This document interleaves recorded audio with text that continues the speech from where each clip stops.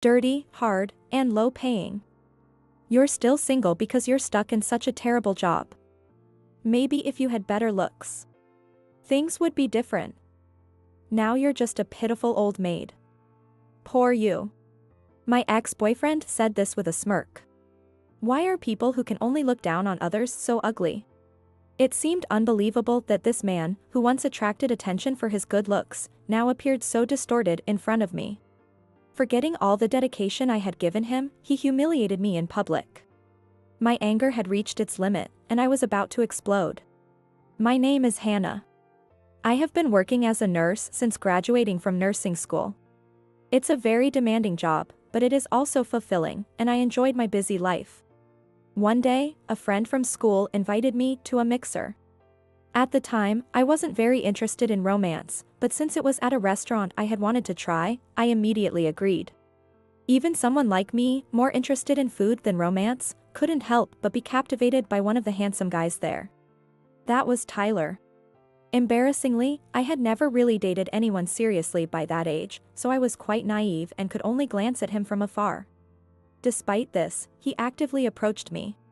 Every time he praised me with comments like "you're cute" or "you're a nurse." That's awesome, I became completely smitten. By the end of the event, when we exchanged contact information, I was already head over heels for him. But back then, I couldn't muster the courage to contact him first. He didn't message me either. I thought I would just cherish that day as a nice memory. But a while later, out of the blue, he contacted me saying, "Hey. It's been a while. Want to go out sometime?" Normally, I would be surprised and probably refuse a sudden invitation from someone I hadn't heard from since our first meeting. But for me, who couldn't forget him, it felt like a stroke of luck, and I quickly replied, "Of course." From there, we quickly started going on dates, and within a month, he confessed his feelings. Being completely in love with him, I had no reason to refuse, and soon we started living together, considering marriage. Wait, you're still a college student? Shortly after we started living together, his shocking revelation left me wide-eyed. Despite being the same age as me, he was still in college, having repeated years after taking a gap year. I had assumed he was working in IT because he spoke so confidently about it, but it turned out he was still a student, frequently repeating years. While I worried about our future, he laughed it off. "Don't worry. I'll work once I graduate. I'm in an entrepreneurship activity. If our current project succeeds, we'll be rich in no time. Until then, let's work together on this." Work together? Yeah, since I'm not earning yet. I need you to handle the living expenses. In return, I'll take care of the house. Got it. I love living with you, so I'll do my best. And so began our cohabitation. I worked tirelessly to support our life together, which I cherished deeply. But he often found excuses and rarely did any housework, leaving it all to me. At first, I wanted to complain. But every time I did a chore, he would say, "Thanks for doing this even though you're tired from work," and then gently hug me. And I would melt all over again. After that, I devoted myself to him even more. Even when he said things like, "I don't like this flavor. I prefer it sweeter," or "make sure to clean properly. Nobody likes a dirty house." I would just laugh it off with a "sorry about that." I bottled up my frustrations, not wanting to break up with him. After all, he was working hard for our future through his entrepreneurship activity. "Are you staying out late again tonight?" "Yeah, we need to improve our quality to attract big companies." Even on weekends, he worked hard for our happiness. A year passed as I prayed for his success and supported him as best as I could. "Let's break up. I've found someone else I like." His unexpected words made my head spin. I couldn't accept it as reality. "Wait, what do you mean?" "It means exactly what I said. It's partly your fault too. Since we started living together, you've become more and more careless with your makeup and hair. I can't see you as a woman anymore." He coldly dismissed me while silently packing his things. "But the reason I don't have time for myself is because you don't help with anything. Blaming on others, huh? That's pathetic." He spat it out and left the house, leaving me behind in a state of despair. It all happened so quickly. The room that was once filled with memories of us now seemed empty, and I couldn't get over losing him. I don't know how much time passed. As it started getting dark outside, I slowly got up and turned on the TV. I looked at the screen in the darkness and was left speechless. There he was. He had succeeded with his startup company and was being featured on a TV show as a college entrepreneur. I owe it all to the support of everyone, especially my girlfriend, who stood by me through everything. What? Next to him was a woman. According to the show, she was the daughter of a CEO from a well-known company. Wait. I was the one who supported him through everything. Actually, we're engaged now. I proposed marriage to her recently. The studio buzzed with excitement at his announcement. The CEO's daughter showed off her beautiful ring. I never received even a cheap accessory from him because he always claimed he had no money. Even in my blind love for him, I understood. He dumped me as soon as his startup company succeeded and chose the CEO's daughter instead. Seeing him smiling triumphantly on the screen, my remaining feelings for him vanished completely. All that was left was disgust. Who's the pathetic one here? In a desperate attempt at revenge, I told the media the truth, but when asked for proof, I couldn't provide any. He had taken all the personal belongings and photos with him. The apartment was in my name, and although we were considering marriage, he never actually proposed, so it wasn't public knowledge. With no evidence of our relationship, no one took my story seriously, and I channeled my anger into my work. A while later, I heard through the grapevine that they had a lavish wedding. I didn't care anymore. About 10 years had passed since we broke up, and I was 35 and still working hard at my job. I had no complaints about my work, but my personal life was a bit depressing. Having developed a slight aversion to marriage, I couldn't commit, even when I had a boyfriend, leading to repeated breakups. Meanwhile, my peers and friends married early and many had children. My parents, worried that I had missed my chance, constantly pressured me to go on arranged dates whenever I visited home. Relatives treated me like a fragile object, making it increasingly uncomfortable to return to my hometown. Throughout it all, my younger sister, Mary, remained the same. Mary, 5 years younger than me, was the pride of our family, having graduated from a prestigious college. She had just married her longtime colleague. You managed to get married, but Hannah is still. As soon as my parents sighed, Mary firmly spoke up. I am me, and Hannah is Hannah. If she wants to get married, that's different, but marriage is supposed to be a once-in-a-lifetime decision. You shouldn't pressure her into it. Faced with their exemplary Mary's logic, my parents fell silent, looking down. Hannah, there's a sale going on. Let's go shopping. Mary pulled me out of the house. I followed her suggestion and we headed to a nearby shopping mall. Thanks, Mary. I know I should just get married and put everyone's minds at ease, but marriage isn't something to rush into. The idea that you can't be happy unless you're married is outdated. You should live your life the way you want. Leave the grandkids and stuff to me. Mary said this with a big smile. Of course, if you want to get married, I can introduce you to some great people from my workplace. You're getting prettier every year, Hannah. You'll find someone wonderful in no time. Since breaking up with him, I've spent more time on myself, which seems to have paid off as people say I look younger than my age. I was aware of it myself, too. Getting a direct compliment from a family member made me blush and grin. Mary and I had our fair share of clashes growing up, but as adults, she understands me better than most friends. Her affection as my sister shines through in her words and actions, making her all the more adorable. After finishing our shopping, we took a break in a corner of the food court while she went to the restroom. Hey, isn't that Hannah? A voice came from above. I knew who it was without even looking. Even after 10 years of not seeing him, the trauma lingered. There was no way I could forget. Tyler. My ex-boyfriend stood there. He looked a bit heavier than before. Sunglasses and a cap with a brand logo. Gaudy gold accessories gleaming on his fingers and collar. A bulky watch on his wrist. The stylish aura he once had was nowhere to be seen. He now reeked of a wealthy old man. Long time no see. Still working as a nurse? He casually sat down in front of me. Ugh. How can he act so nonchalant towards an ex-girlfriend he dumped? Feeling disgusted, I looked away. I'm fine, thanks. I am not alone here, so could you leave? What? Did you get married? No, but I guess so. Someone who can't do housework and dresses so drably couldn't possibly get married. His snide remark made me angry, but reacting to him was a waste of time. I decided to ignore him. But my indifference seemed to irritate him, and his voice grew louder. Dirty, hard, and low-paying. You're still single because you're stuck in such a terrible job. Maybe if you had better looks, things would be different. I'm a CEO now. I felt the eyes of other customers and staff on us as he continued his rant. At your age, you must be the office queen bee. Oh, poor you, left behind.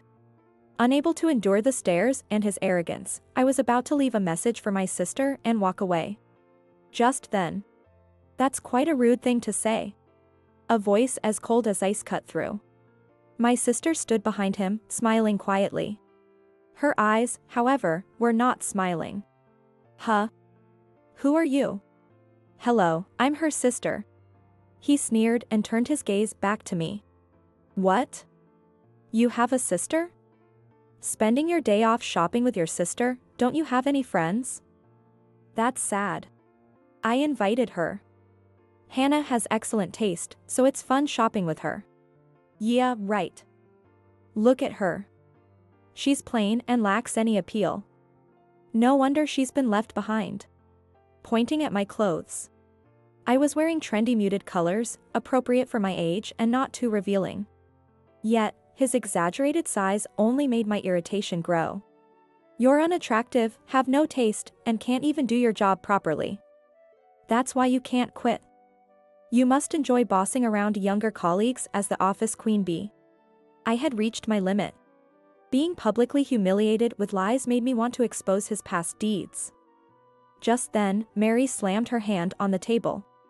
That's enough. Your attitude towards Hannah is way out of line. What?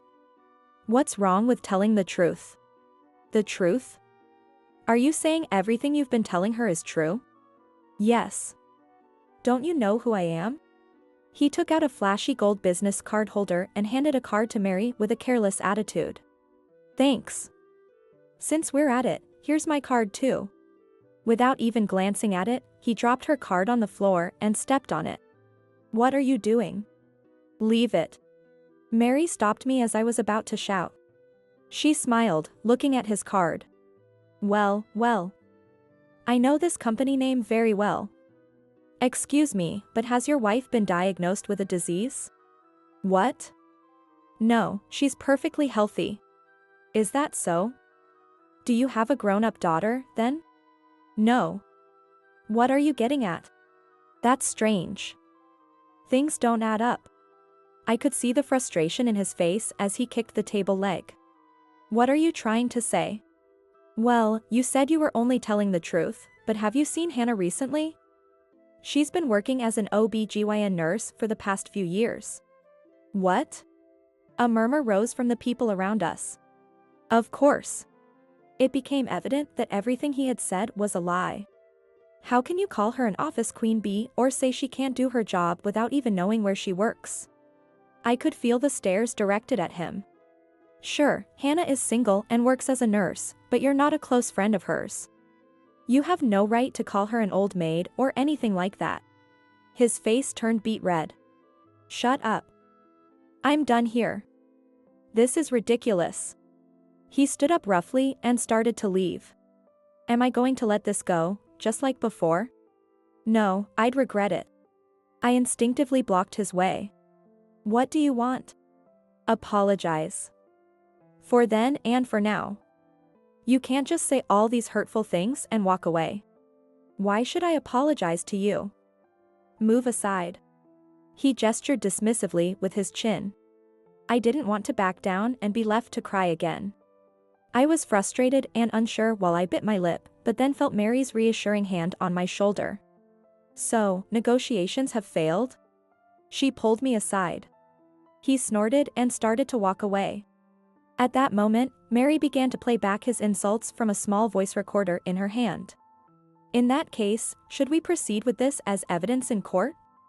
She held up the voice recorder, still running. What? When did this happen? It just so happened to be in my bag today. When I came back from the restroom, I saw Hannah being harassed, so I couldn't help but intervene. Occupational hazard, maybe. What?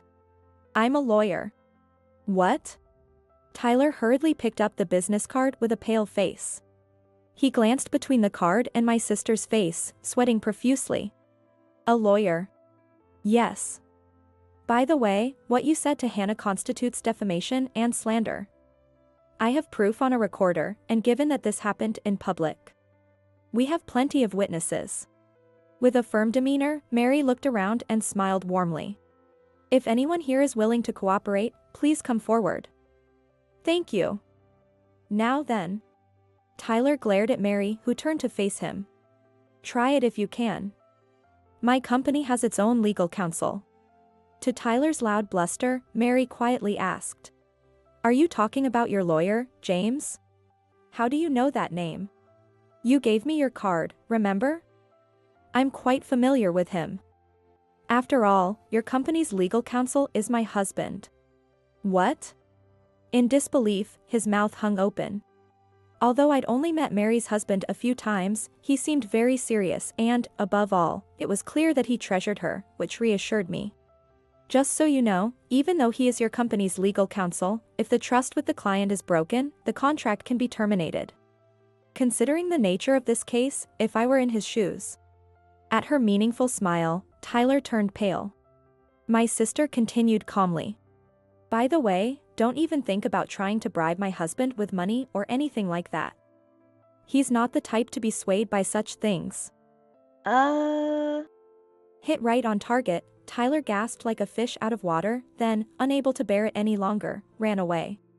Applause erupted around us from nowhere. Dazed by the unprecedented showdown, I watched as Mary swiftly gathered witnesses. Let's go home, Hannah, she said, snapping me out of my trance.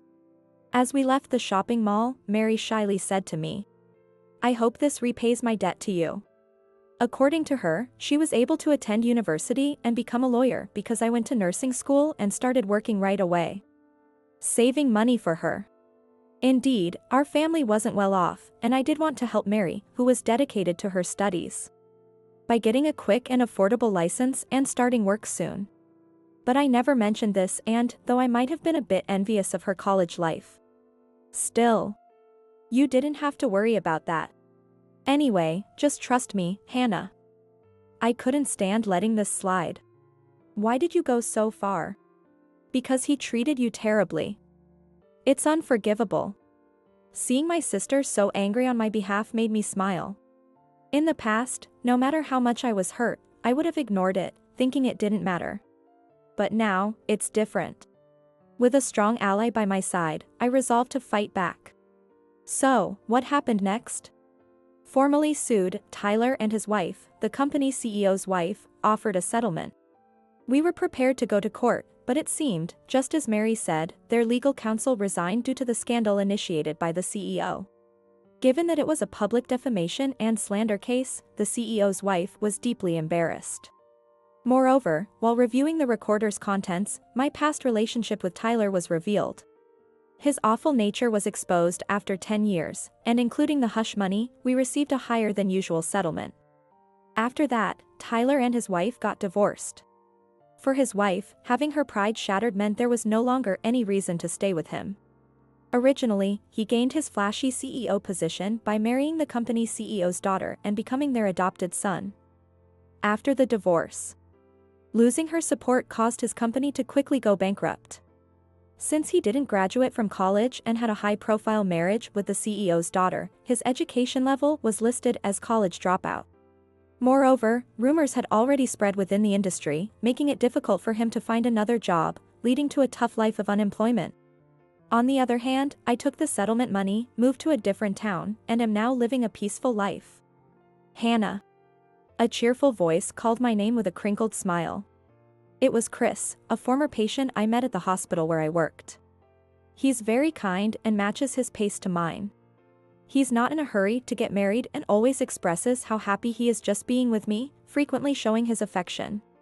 I might have forgotten how comforting and happy it is to be cherished by someone. Both my work and personal life are fulfilling. And now that my trauma has been overcome, I feel that in the near future, I'll find new happiness with this man.